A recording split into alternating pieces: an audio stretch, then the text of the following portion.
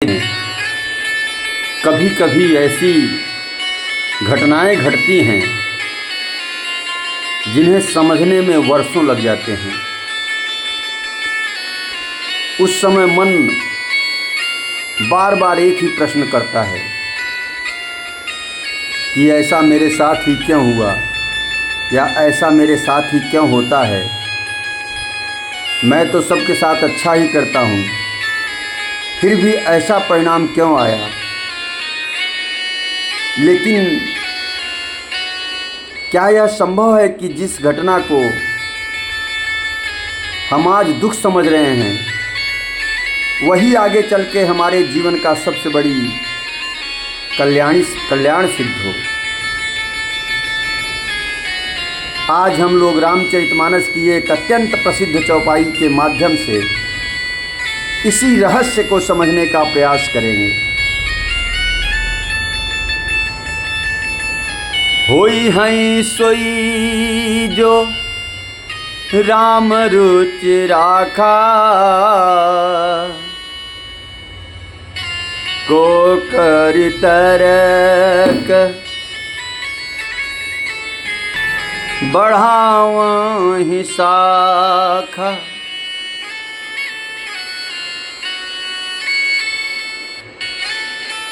मेरे प्रिय श्रोतागणों, यह चौपाई जितनी छोटी है इसका अर्थ उतना ही गूढ़ और गहरा है। सबसे पहले हमें अपना एक भ्रम दूर कर लेना चाहिए। बहुत से लोग इस चौपाई का अर्थ यह लगा लेते हैं कि जब जो होना है वही होगा, तो फिर प्रयास करने की क्या आवश्यकता है। लेकिन तुलसी बाबा जी ऐसा बिल्कुल नहीं कह रहे हैं। यदि प्रयास न करना ही धर्म होता तो भगवान श्री राम वनवास में संघर्ष क्यों करते, हनुमान जी महाराज समुद्र क्यों लांघते, वानर सेना सेत क्यों बनाती। इसलिए यह चौपाई कर्म छोड़ने की नहीं बल्कि परिणाम के अहंकार को छोड़ने की शिक्षा देती है।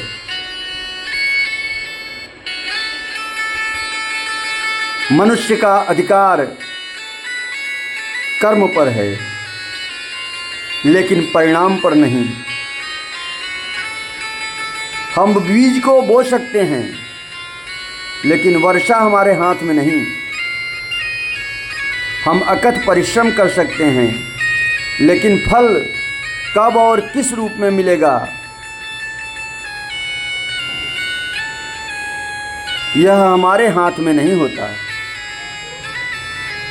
और यही कारण है कि तुलसीदास जी कहते हैं कि अंततः वही होगा जो प्रभु राम की व्यवस्था में निर्धारित है, जो भगवान चाहेंगे। अब एक और बात समझिए, मनुष्य का सबसे बड़ा दुख असफल नहीं है। मनुष्य का सबसे बड़ा दुख है अपेक्षाओं का टूट जाना। हम सोचते हैं कि ऐसा होगा लेकिन जीवन कुछ और कर देता है। हम एक मार्ग चुनते हैं लेकिन ईश्वर हमें किसी दूसरे मार्ग पर ले जाते हैं। और बाद में कई बार पीछे मुड़कर देखने पर पता चलता है कि जिस घटना को हम दुर्भाग्य समझ रहे थे वही हमारे जीवन का कल्याण बन गई। रामचरितमानस में ही देखिए, यदि कैकेयी ने वरदान न मांगा होता तो वनवास न होता, और वनवास न होता तो सबरी से मिलन न होता, सुग्रीव से मित्रता न होती, हनुमान जी का अद्भुत चरित्र संसार के सामने न आता, रावण जैसे महापापी का अंत न होता, राम राज्य की स्थापना न होती। उस समय अयोध्या के लोग जितने भी अयोध्यावासी थे सभी को दुखद दिखाई दे रहा था। लेकिन भगवान एक बहुत बड़ी योजना रच रहे थे। इसलिए तुलसीदास जी कहते हैं कि होई हाई सोई जो राम रचि राखा। अब चौपाई के दूसरे चरण पर आइए। आगे कह रहे हैं कि को करी तरक बढ़ावें शाखा, अर्थात कौन है जो तर्क करके इस सत्य को बदल सकता है। यहाँ तुलसीदास जी तर्क का विरोध नहीं कर रहे हैं, वे अहंकारी तर्क का विरोध कर रहे हैं। मनुष्य सोचता है कि वह सब कुछ समझ लेगा, लेकिन जीवन में कुछ घटनाएं ऐसी होती हैं जिन्हें समझने में समय लगता है। कुछ बातें अनुभव के बाद समझ आती हैं और कुछ बातें ऐसी होती हैं जिन्हें केवल स्वीकार करना पड़ता है। आज अधिकांश लोग अपने भविष्य की चिंता में जी रहे हैं। क्या होगा, कैसे होगा, कब होगा। लेकिन यह जो चौपाई है हमें एक अद्भुत शांति देती है। वह कहती है प्रयास करो, पुरुषार्थ करो, अपने कर्तव्य का पालन करो, लेकिन परिणाम को लेकर स्वयं को मत जलाओ, क्योंकि अंतिम व्यवस्था तुम्हारी नहीं राम की है। समर्पण का अर्थ हार मान लेना नहीं, समर्पण का अर्थ है मैं अपना श्रेष्ठ कर्म करूँगा और जो परिणाम आएगा उसे भी प्रभु की इच्छा मानकर स्वीकार करूँगा।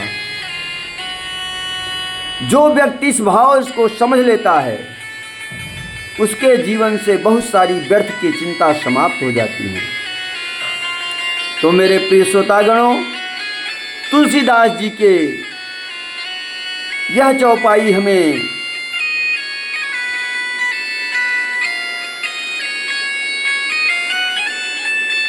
ये नहीं सिखाती, यह हमें कर्म करते हुए प्रभु पर विश्वास रखना सिखाती है। यह हमें चिंता से मुक्त होकर पुरुषार्थ करना सिखाती है। यह हमें बताती है कि मनुष्य कर्म कर सकता है, लेकिन संपूर्ण सृष्टि की व्यवस्था किसी और के हाथ में है।